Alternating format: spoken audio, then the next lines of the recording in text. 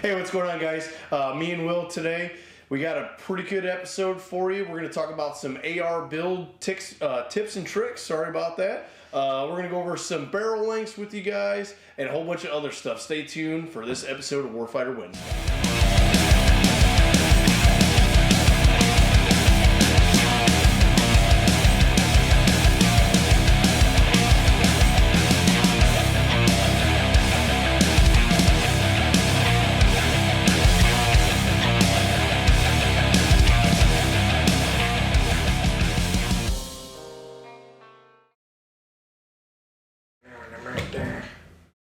Hey, what's going on, guys? All right, so you got me and you got Will. What's going on?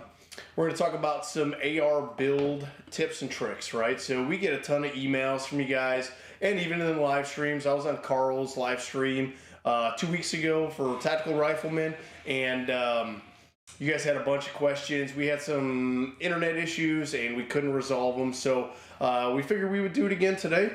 So we're going to go over some of this stuff right here. A lot of times guys have an issue building an AR-15. Usually it has to do with using the correct tools, man. So there's a lot of tools that we use specifically for the AR-15 platform that make building it super easy, right? So what are some of your stuff that you use when you're building out an AR-15? So honestly, you don't need a whole lot going off the rip. A solid armorer's tool just like this has a bunch of different options, a bunch of different functions built into it. This one is made by Magpul. This is one we use here in the shop a lot. It's not fancy. I think they're like 40 bucks? Something like that. About that. About like 40 bucks. And this does most of the stuff that you need it to do. Granted, you will get some random tools that, say you're trying to install a different brand rail or something like that, you'll actually get most of the time, if they're using proprietary barrel nuts, you'll get an attachment for that. Some other things we have out here, just a standard ball peen hammer. Very simple there, and something that we just started using, which is actually very nice, is a Geisley reaction rod like this, and we can go into more pros and cons of differences, things to hold on your upper, punch sets, and a nice armorer's block just like this. Same thing, has a bunch of different functions and stuff that you can do on it. All right, good deal. So yeah, like you said, we do have some specialty tools right here. We'll get Chad to zoom in on them really quick. We have probably one of the most common one is this right here. So a lot of guys have an issue with this bolt catch right here. And what happens is they try to use a regular punch and they'll mar up the receiver right here, right? So there's a couple different options in which you could do. One of those options is guys will take some painter's tape and put it on there. What the correct way to do is get you one of these right here. So this, if you could see that right there, this is a punch that is designed. Makeup tutorial. You gotta put your hand behind it. This is a punch designed specifically for this bolt catch. You'll notice that it's got a flat on one side and it's got a rubberized coating on there. That is so that it sits literally right against that receiver and you can get a straight on punch connection to that roll pin. So this right here, super good tool to have. They're pretty I'd say they're not really expensive. They're about 15-20 bucks for, you get this punch and then you'll also get a holder with it as well. Another thing that a lot of guys have an issue with is this little roll pin right here. This right here, I'll take it out really quick for you guys. We have a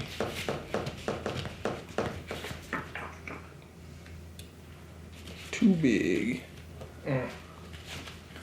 So guys, this is the infamous roll pin, or I'm sorry, the infamous detent that goes flying across the room. So what I'm going to do is I'm going to set it and turn it, and then I'm going to throw some iPro on, because as you guys know, these things go flying across the room. So we'll take this out really fast. Now I'm going to show you a good set of tools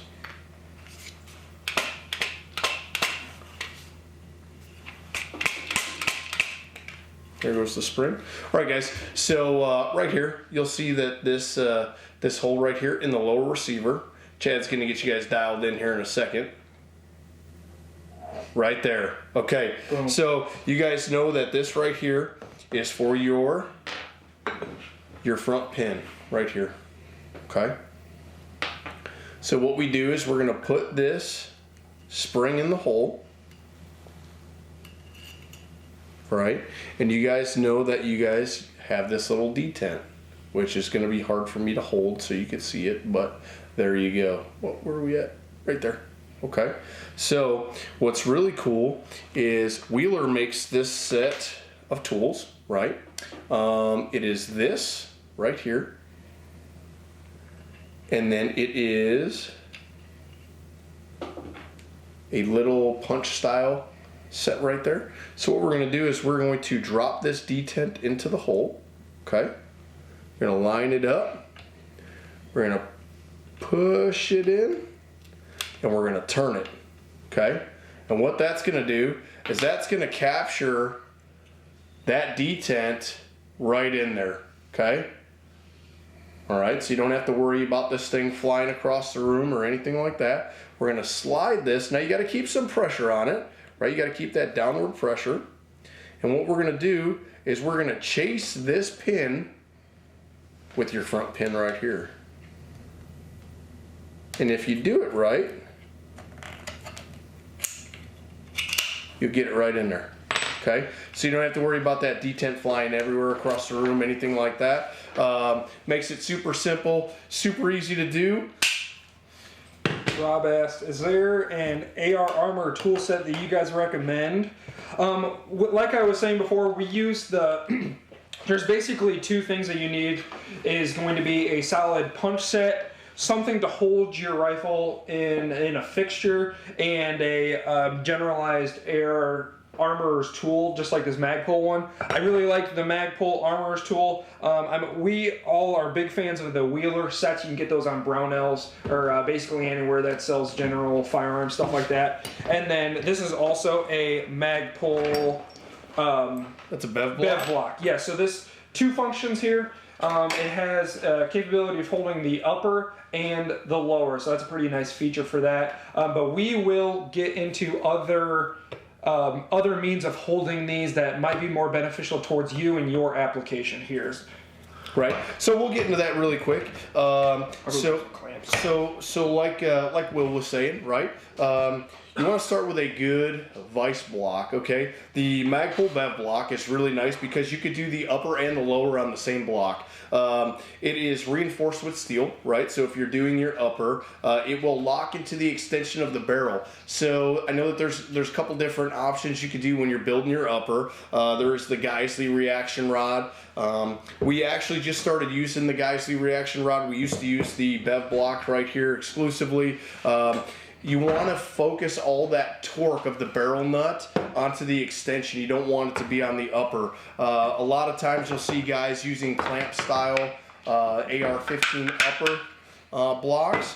And this right here will put all the torque onto the side of the upper. You could damage the upper receiver, like right here. If you put this clamp into the upper, when you're tightening this barrel nut, right, a lot of that torque is going to go right here against the upper, instead of being on the inside and being on the extension of the barrel that you're working with. You got to just think of where that torque is being applied and where the vise is ultimately your grounding point for your upper. And it's more important to get a good set for your upper, I would say, than your lower, because you're not really applying too much torque, minus the capsule nut on the buffer too, but that's not near compared to the barrel nut there. So you got to think of where you're applying the torque and where you want it to go. So you have the option of applying it to a nice solid steel barrel, which is the one of the main features about the Geisley reaction rod that I like a lot, or you can apply it to this aluminum that is hollowed out on the inside, which not a lot of people want to do.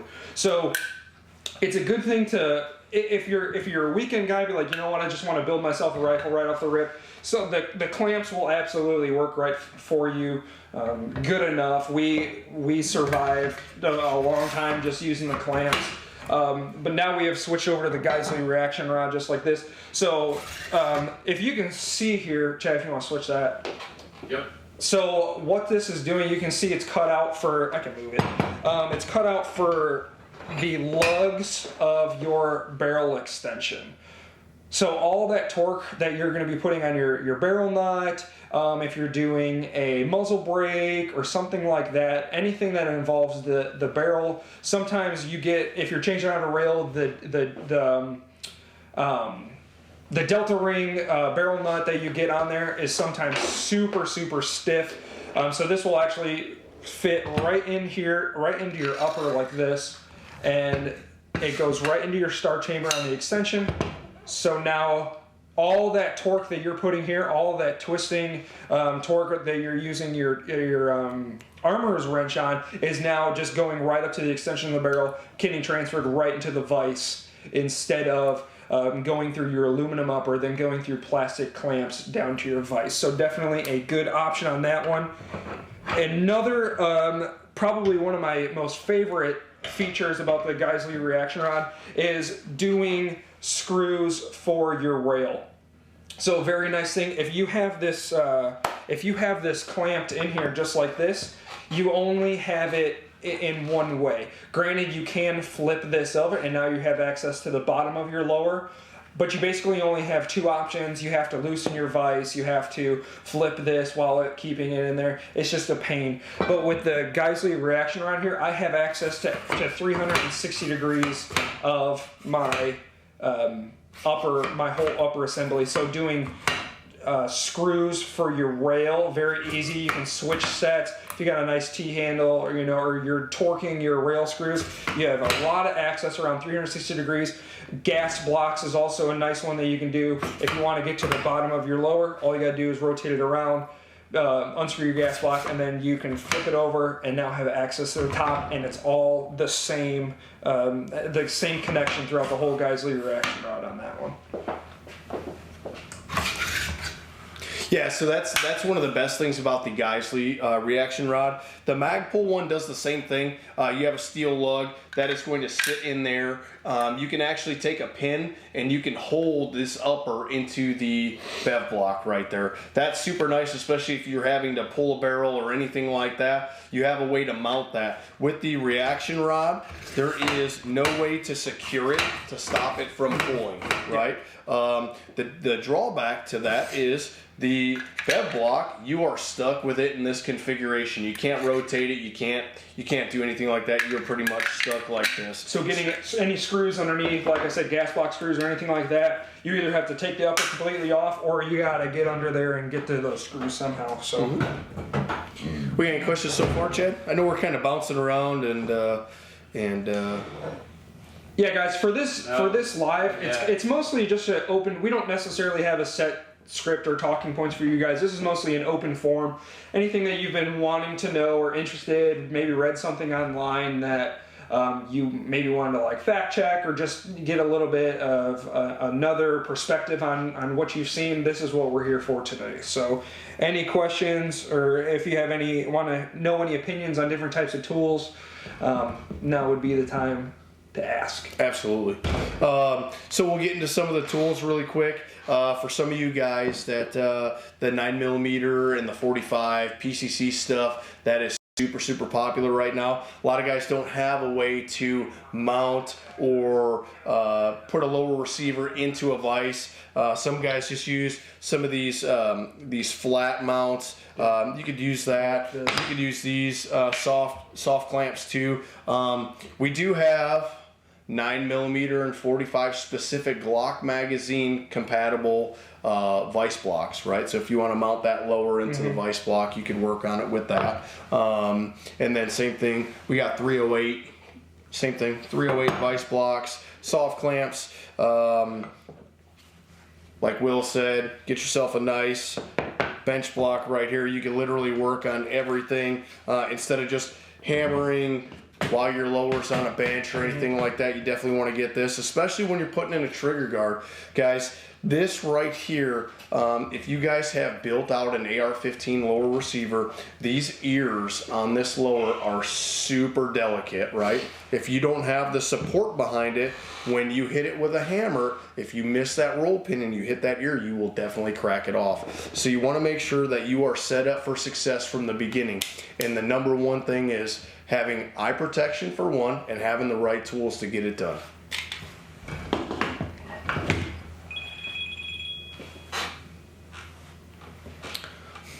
What else we got? Nothing on here as of yet. No? A lot of people just saying hi, and Okay. we got a pretty good following from over Tactical Rifleman again. Nice. The Tactical Rifleman guys, what's going on? We appreciate you guys stopping by. Non-tactical rifleman people, don't be intimidated by Carl's peeps in the chat. Big deal energy. What kind of builds are you guys working on? You guys planning any new builds or anything like that that you're wanting to do? Parts, pieces that you've had your eyeballs on? I'll show you guys here in a second my method for installing the roll pin into a gas block, right? So a lot of guys have an issue where they slide their gas tube into a gas block and they just can't, they're like, oh man, it's so hard to balance it, and they can't figure it out. So I'll show you guys really quick on how we do this. I got the B cam on. Okay. You could probably sashay to the left a little bit. Okay. So first thing we're gonna want to do. Choices dwell time and upward building. First thing that we're gonna want to do is put on some iPro. Second thing we're gonna want to do is, oh, you know what? I didn't grab a roll pin for this. You want to go grab a roll pin? Yeah. All right. So there are a couple different tools, different methods you can use. There is a polymer block that guys can set it in there, and with that they can have a little bit of support on the back end of the gas block, able to punch this in. So what I do is I use the vise. I use the vise to do this. I stick my finger right through there, as you can see. I don't know what camera we're on right now, but oh, there we go. Okay. All right, let me go to the. I'll come down to you.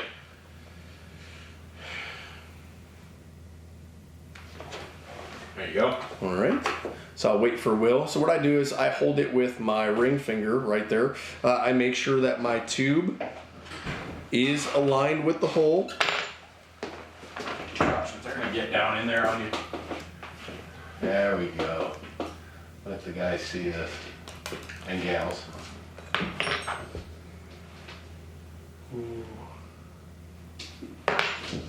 All right. So this tool right here, you guys can use this tool.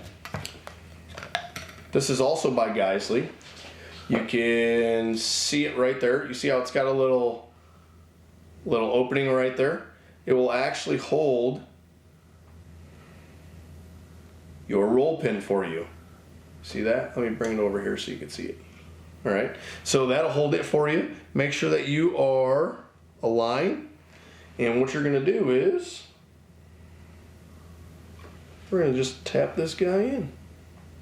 This one's a little bit more difficult. This one is an angled adjustable gas block, so it's not square up against that vise. It is on an angle, so we will just get it set and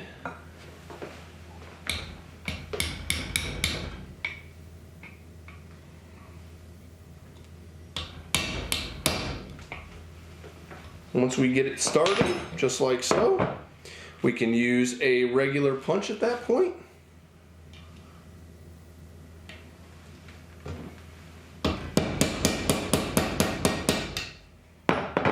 Make sure that we are still good to go. And then we are going to knock her in.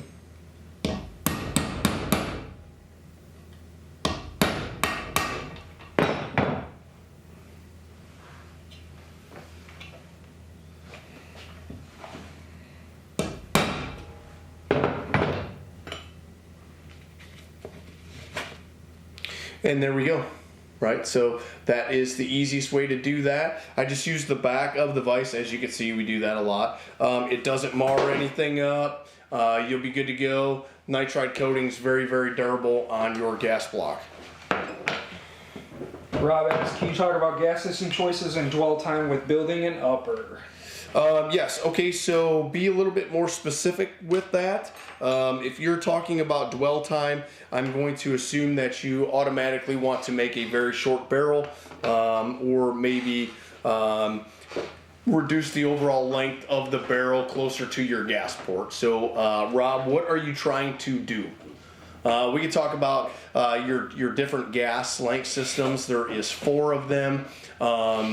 There's 5 of them. You got a pistol, you have a carbine, you have a mid, you have an intermediate, which Lantac does, and then you have a rifle length system.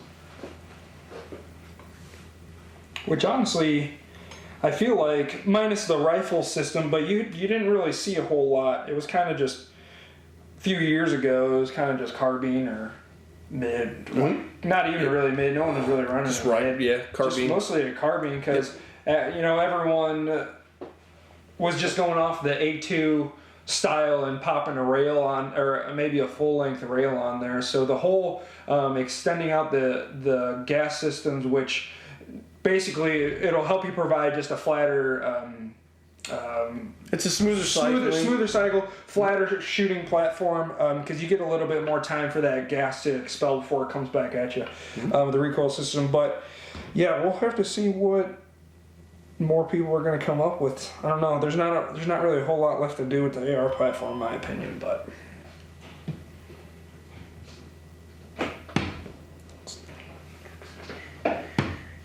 Any good comments yet? we're just waiting on Rob to let us know what he is talking about. My preferred length is a 12.5, right? So 12.5 inch barrel, mid-length system, just like this. We've been doing this for about, I'd say 3 years on the 12 and a half mid.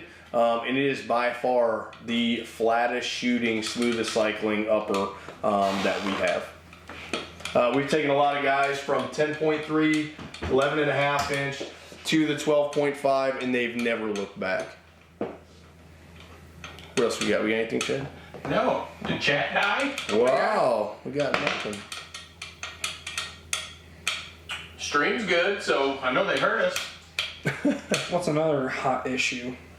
We can get into Steak and castle nuts? yeah, you can do that. Making sure that you do it the correct way. Don't blow out the side. When you guys are building your lower receivers, if you guys are not staking castle nuts, right? This one is not staked. This is from one of our AR build classes. We teach AR build classes. You guys can come take a class if you want. We don't stake them in the class because we reuse the parts. But you should absolutely be staking your castle nut, right? And what that is taking a center punch, right? And you're going to center punch right where these little indents are. On your castle nut. It's going to move material from your QD latch into that. You don't want to blow it out. You want to just move material. And we double stake on ours. We stake on one side and then on the other side as well. And they do have spring-loaded stake tools. Center punch, yep. Yes, center punch, or you can do it a manual punch, which is what I do as well. Just get you a solid punch, file it to a point, and you can do it yourself, or you can get a nice spring-loaded one that will do it for you. So either or work great. And that's not a permanent solution either, guys. Staking is just the equivalent of Loctite. You're not seizing your castle nut on there, so don't be afraid to do it. It's easier than people think, and a little bit of a stake is better than no stake at all. So yeah, definitely stake it. Sean Thomas said he just ordered your gas block and gas tube earlier. He's looking to cut down to 16 inch. Okay, you're cutting it down to a 14 and a half. I'll ask him here. A little bit. Was it a mid gas tube? Because I think it just went out today. Yeah, it was.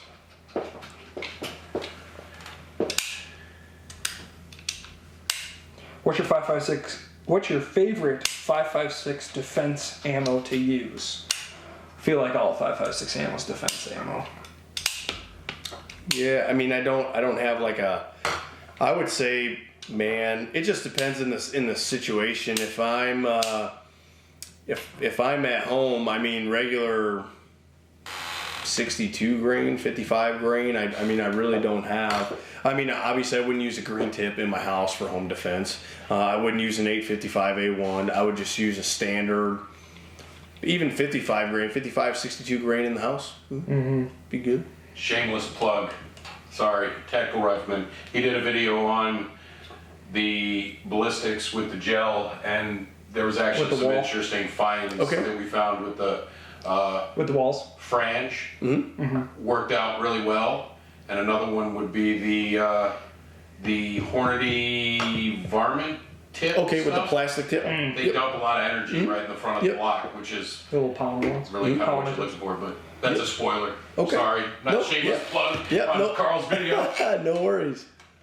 What else we got? T Story said he took the build class and he got a grunt. Said it's a great shooter. Nice. Good deal. And that's about it. Doug Bunyard said he's unloading, so I'm going to assume he's at the range wherever he said he was. Where did he say he was? Arizona. Okay. So he's out playing in Arizona right now. Nice. All right, guys. You guys got anything else for us? I mean, what time is it now? Well, we've been about a half an hour. We could do trigger group stuff. Yeah, you could do that. Let me go grab a slate pin for that. Nice.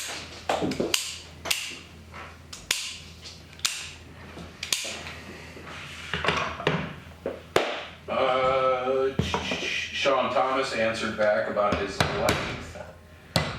I'll wait till Bobby gets back.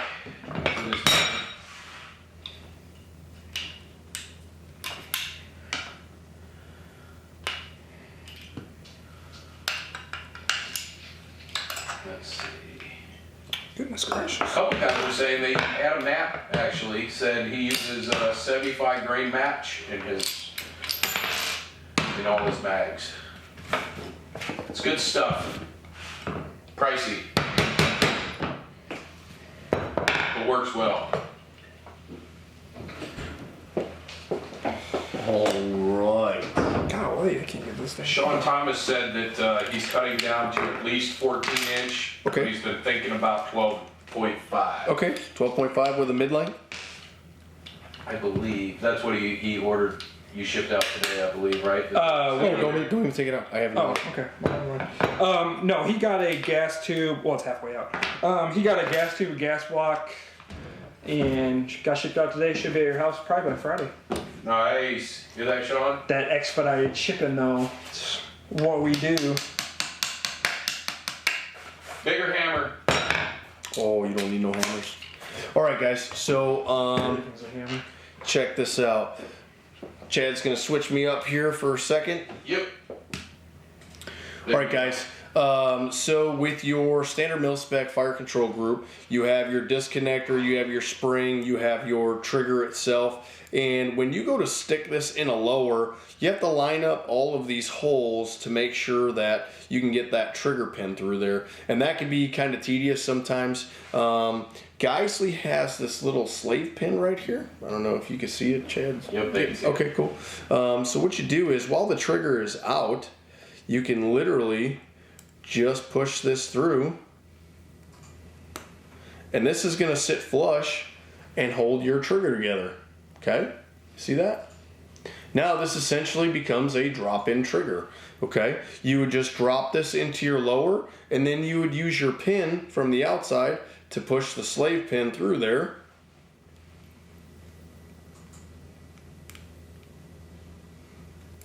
Oh my goodness. It's a little tight.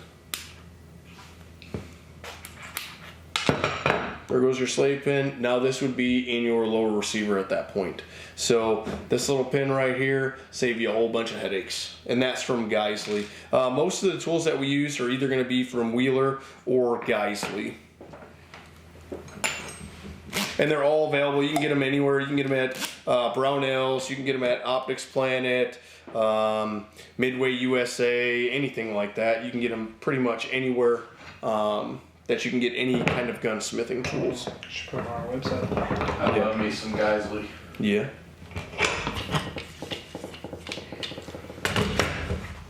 Use the tools that the pros use. What else you guys got? Not getting much questions No? right now. Okay. Well, we'll hang out for a little bit. We'll say we'll hang out for another 10 minutes. We'll answer some more questions if you guys got anything. If not, we will call it a night. We won't be on next Wednesday. I will be down in Las Vegas. I'll be headed to Red October, where we will be competing with the Comrade. So if you guys are in the Vegas area, or if you guys are competing in that event, make sure you stop by. We're going to have a vendor area set up there where you guys could demo a Comrade, put some rounds through it and stuff like that. We'll also have a whole bunch of stuff out there that you guys can get for AKs. So if you guys are in Vegas next weekend, make sure you check out Red October's event at the Pro Gun Club. What kind of cool Guys, tools do we use? You already asking a lot of questions. You guys got any questions for Bobby and Will? Come on. Yeah. Come on. Tips, tricks, tools. I think we covered most of it. Yeah, pretty much. I mean, the AR platform's super easy to build. You know, if you get parts, let's talk about parts, right? So we get a lot of this at the shop, right? Guys are like, oh, you know what? I built this gun and it's having cycling issues, right? And the one thing that you have to really focus on when you're building an AR-15 is there is a method to the madness. It's not just bolting stuff on and putting things together, right? There are three major components to building a rifle. It's the gas, the mass, and then the buffer system, right? And all three of these have to work in harmony for you to make a efficient cycling weapon, right? If you have too much gas, you're going to have a hyperactive bolt. You can have it'll slam into the back of your receiver. It can cause damage in your receiver, your gas key, all that good stuff. If you don't have enough gas coming back, you'll short stroke the weapon. It won't lock to the rear on the last round. Might not eject around all the way. You'll get stovepipes, etc. So when you're building a weapon, if you are focusing on quality components, or let's say if you're like, hey, you know what, I got an Anderson lower or an affordable lower, but then I want to put a Daniel Defense parts kit in there. You might have issues where some things are really loose in that. Usually more affordable parts mean greater tolerances, and what I mean by that is they have a broader range for acceptance. If you buy 3 lower parts kits, chances are you might be different in all 3 of those for tolerance, right? So, and that's across the board with anything. So if you are building an AR-15, if you're building a budget AR-15, stick with budget parts. If you're building a mid-range AR, stick with mid-range parts. If you're building a high-end gun, stick with high-end parts. They're going to work better together, and you won't have a lot of the issues that most of the guys that bring their guns in that they build, you won't have those issues that those guys are having. So you make all your money in your barrel and your bolt carrier group, right? So if you're going to spend money and all of that stuff, make sure that you got a quality barrel and a bolt carrier group for sure. Yeah, and that's not exact science. We're not telling you don't buy quality parts for your Anderson gun or anything like that. But over the years of fixing other people's guns, we find the majority of the problem is when they get a $30 lower and they put a really nice bolt carrier group in there, or upper components as well. They have a really nice lower, and then they put a $30 barrel on the gun. Stuff like that. So we're not saying it's not a science. This is not proven. This is just stuff that we found out over the years of doing this. Tony says, what are your guys' thoughts on Spike's Tacticals, Anderson primary arms as lowers, etc.? So the lower, in my opinion, the lower is just a shell, okay? The shell to hold your bolt carrier group, your bolt block, stuff like that, and your buffer system. It's just a shell to hold that stuff. Yes, you can. There are nicer lowers out there versus less quality, but you're talking about metallurgies and stuff like that, type of anodizing, hardnesses and stuff like that. For the most part, a solid spikes lower will probably be able to, or an Anderson will be able to complete just about any build that you guys want. I'm an advocate for budget strict lowers and stuff like that. I think they're great. You can just build them out however you want. If you want to do a super high end rifle, yeah, go get you a nice like tactical edge lower or something like that you know is a little bit more pricey, but you know you're putting quality components in there. If you're just getting an AR out to the range to shoot, even some nicer ARs, I know a bunch of dudes that are good shooters that just run Anderson lowers, and there's nothing wrong with that as long as the components that you're putting inside the lower is up to standard for quality. So the biggest thing, right, just a caveat off what Will was saying, the difference in the forgings is not going to be different, right? The only difference in a forging is the type of material you use. So you get 70-75 or 60-61, right? 70-75 is a harder aluminum, right? And where all of that money comes into, so if you got a $30 Anderson or $40 Anderson lower versus $120 spikes or Daniel Defense lower, Bravo Company lower, something like that, all of that difference comes in the actual machining and the quality control and the tolerances of that machining process on that lower receiver. So they might, Anderson might get a Cero forging, same like Daniel Defense. It's what goes into that machining process that separates the two brands. So Spikes Tactical is a good mid-range lower receiver, good mid-range gun company. Anderson's going to be on your more affordable spectrum. You're going to have other companies like Bravo Company, that's a higher mid. You're going to have Noveski, all these other companies, and you'll see it, and the price usually reflects the quality too in most cases, for sure. Tony says, what arm brace would you guys recommend for the air pistol? SBA 3 brace is what we use, and by far, I'm the biggest fan of it. Mm-hmm. No one's really running like blades or anything anymore. That style, as soon as SB started coming out with their adjustable pistol braces, the blades and stuff are kind of out. So I would go with a good SBA 3, SBA 4. They're both adjustable and do exactly what you want them to do. Yep. Except put your arm. If you guys are going to do PCC stuff, our RD9 uses the Maxim brace. The Maxim brace, I'd take that over the SB brace on that one. The SBA 3 brace is amazing at everything except putting it on your arm and using it as a brace. Because it doesn't fit your arm. Well said. Tony Holland also asked, what optic you like most for the money? Oh man, you can't ask me that, right? For the money. It's a hard one. Holosun is probably your best bet for the money. If you are going to get a red dot, if you want something that's like a aimpoint style optic, I would run a Holosun. Their Elite Series has a lifetime warranty. They're about $350, $400. You can get them with dual reticles. They have solar options available for those optics too. But I myself am an aimpoint guy. Aimpoint and I run some EOTech stuff, but I'm not a fan of. I'm firm believer in stuff that has been abused and tested and continuously works versus something that I might save a couple $100 on and really not know they haven't been vetted that well. But we do have a Holosun on a couple of our range models, and they work really, really good. Yep. Tony, you have blades. Your blades are booty. You need SB braces. Boo! Booty. Shockwaves are like so 2017, dude. So 2017.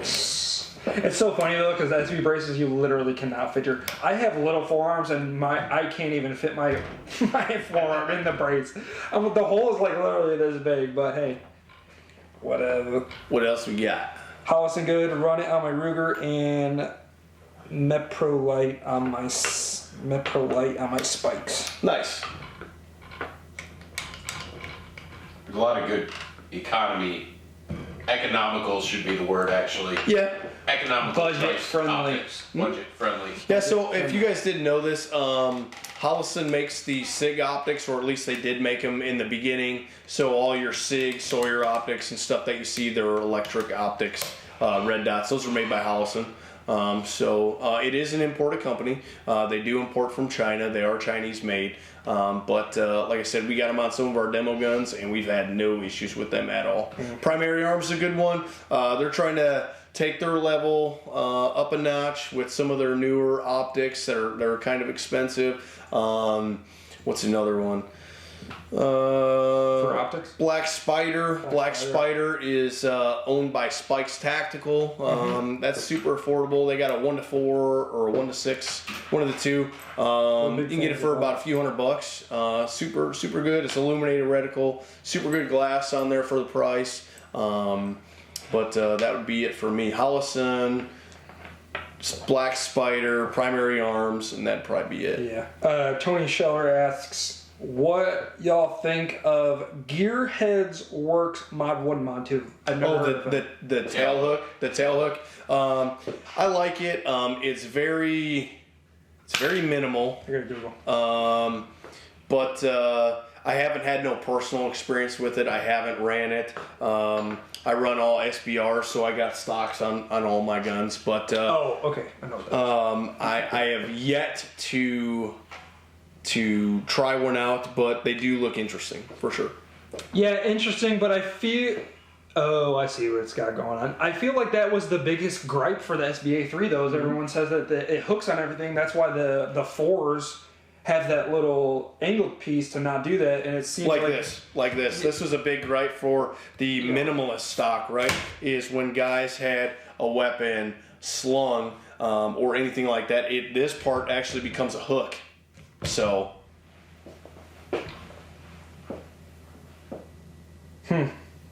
Yeah, that's interesting that they went with this style. How are arrow lowers, uppers, receivers? I used them before and they work great. Plus here they build for other companies who stamp their name on them. Just curious what you all think of their parts. Yeah, they're good. Arrow is a very, very good company. They used to be a little bit more on the high end stuff. They do a lot of affordable stuff now, and that's just because they do a lot of variance work, like you said, for other companies. So they do it in volume, so they can do that. Good quality stuff from those guys. Those guys have always put out quality stuff. I don't know if you guys know this. Ballistic Advantage, it's a barrel company. They own Ballistic Advantage now. That's been a thing for about a year. So Ballistic Advantage, Arrow Precision, you can't go wrong there.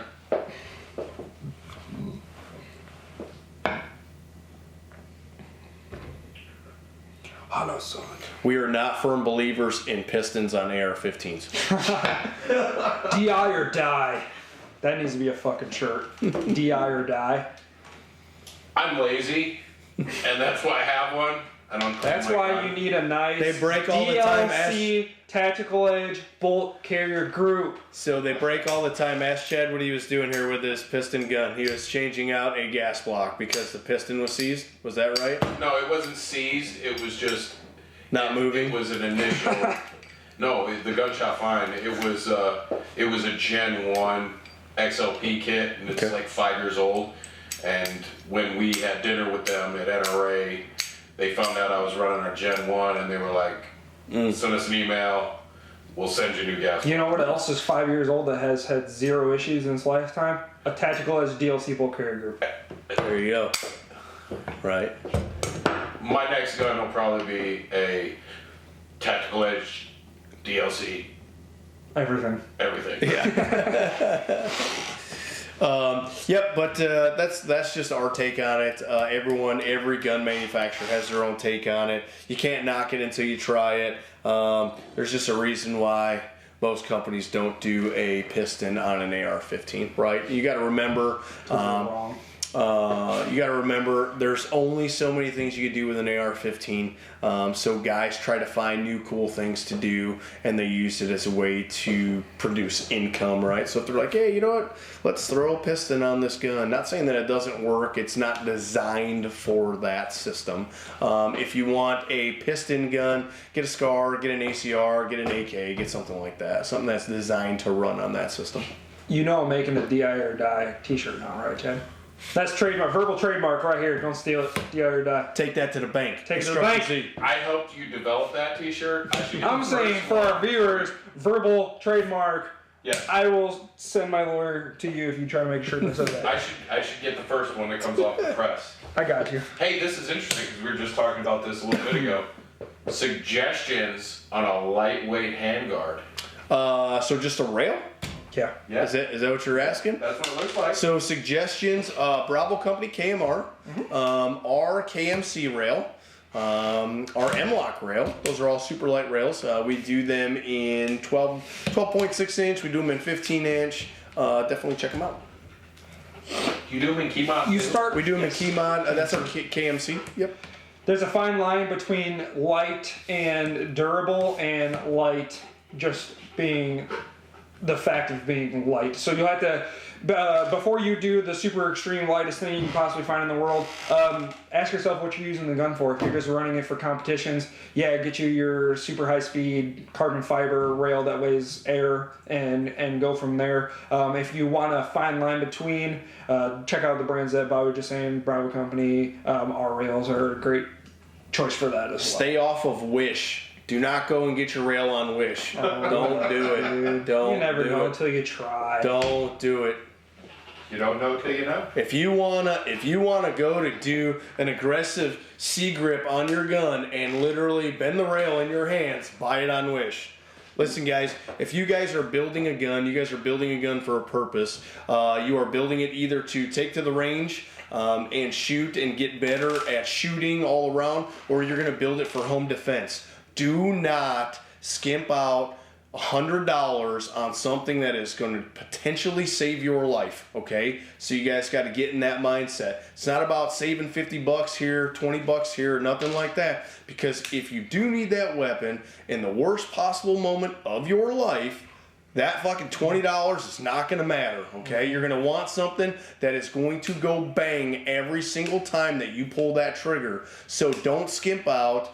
Unless you're building something like, hey, this is going to be a competition gun, right? And a competition gun is going to run you even more than a home defense gun.